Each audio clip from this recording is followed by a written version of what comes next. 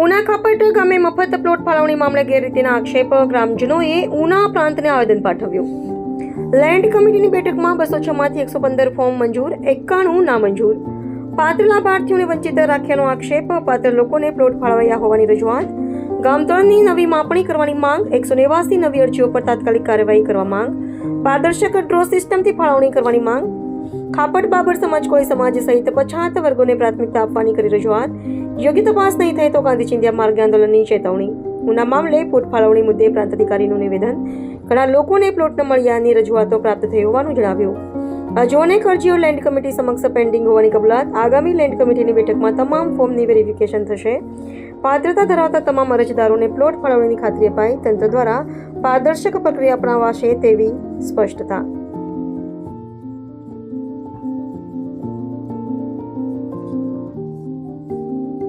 Sir, આખો આ પ્લોટનો જે વિવાદ છે, શું વિવાદ છે? આપને શું રજૂઆત કરી? પ્લોટ માં ઘણા લોકોને પ્લોટ નથી મળ્યા એવી એમની રજૂઆત છે.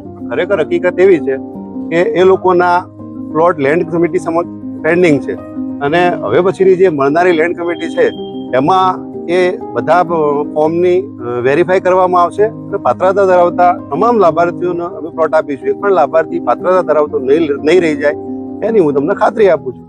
6-7 દિવસે વિવાદ ચાલે છે.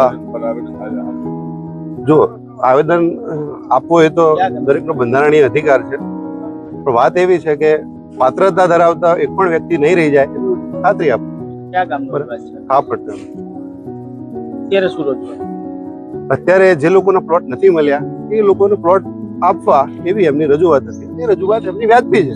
પ્લોટ આ જ મેટરની અંદર હા, પ્લોટ નથી મળ્યા એવા લોકોની રજૂઆત છે કે એમને પ્લોટ આપવા જોઈએ અને એમની અરજીઓ પેન્ડિંગ છે. એ અરજીઓ વેરીફાઈ થશે એટલે પાત્રતા ધરાવતો એક પણ વ્યક્તિ નહીં રહી જાય એની તમને ખાતરી આપું. હા. કયા સંદર્ભમાં? હા, જુઓ, અરજીઓ પેન્ડિંગ છે એ તો એ તાલુકા પંચાયતમાંથી અરજીઓ વેરીફાઈ થઈ અને પ્રાંત ઓફિસમાં આવશે. પ્રાંત ઓફિસ એને વેરીફાઈ કરશે અને પછી જે લોકો રહી ગયા છે એવા લોકોને અમે પ્લોટ આપીશું. નમસ્કાર, હું છું હર્ષદ વાઢેર, ગામ ખાપટ, તાલુકો ઉના, જિલ્લો ગીર સોમનાથ.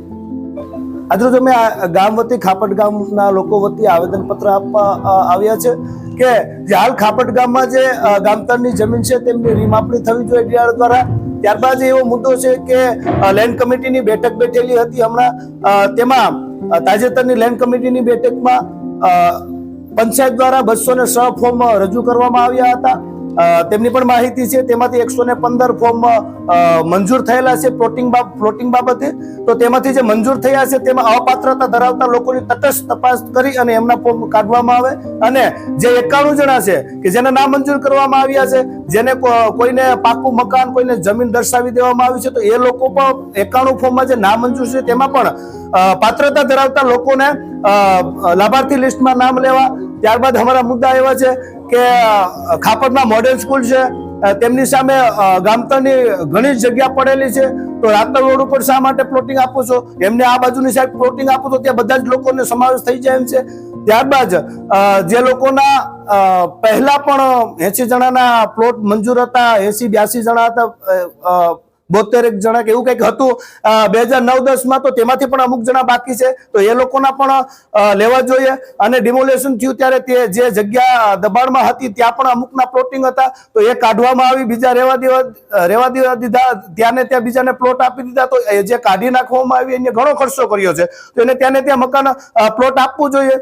એવી સિસ્ટમ જો પંચાયતથી હાલતી હોય તો એ પણ કરવી જોઈએ. ત્યારબાદ મારો છેલ્લો લાસ્ટ મુદ્દો એવો છે કે ખાપટ ગામની અંદર હમણાં જ તાજેતરમાં એક સભ્યનું મેં નિવેદન સાંભળ્યું છે કે કોઈ સમાજને વાંધો નથી, ખાપટ ગામમાં અમને બાબર સમાજને વાંધો છે, તેમ ઇતર સમાજને પણ વાંધો છે. બાબર સમાજના કોઈ પણ માણસને, કોઈ પણ વ્યક્તિને આ મફત પ્લોટની લાભ નથી મળ્યો. શા માટે ભાઈ? બાબર સમાજ વર્ષોથી અમારા બાપ દાદા વખતે અમે પંચાયતમાં પટ્ટાવાળું કરી રહ્યા હતા, તો એમાંથી પણ અમારા અંકલ લોકોને નીકળવામાં આવ્યા. શા માટે ભાઈ? અમારી સાથે આટલો અન્યાય કેમ ખાપટ ગામમાં? એમ જ બીજા ઇતર સમાજ છે, એ લોકોમાં પણ ઘણા પાત્રતા ધરાવતા લોકો છે, એને નથી મળ્યા પ્લોટિંગ. શા માટે? પંચાયત આવો અમારા બાબર સમાજ તથા ઇતર બીજા સમાજના લોકો સાથે કેમ અન્યાય કરે છે? તો આમાં તટસ્થ તપાસ થવી જોઈએ. એવી અમારી માંગણી છે ને ઉચ્ચ સ્તરીય તપાસ થવી જોઈએ. ગાંધીનગરથી ટીમ આવશે ત્યારે જ આ તપાસ થશે. બાકી અમને ઉના તાલુકા પંચાયત છે તેમાં અધિકારીઓ બેઠે છે તેમની ઉપર વિશ્વાસ નથી, કારણ કે એ અમારું સાંભળતા જ નથી. આટલી અરજી અમે 2 વર્ષથી કરી આવ્યા છે, કેમ નથી એ લોકો એમાં કોઈ નિરાકરણ કરતા? એટલે આમાં ઉચ્ચ સ્તરીય તપાસ થવી જોઈએ.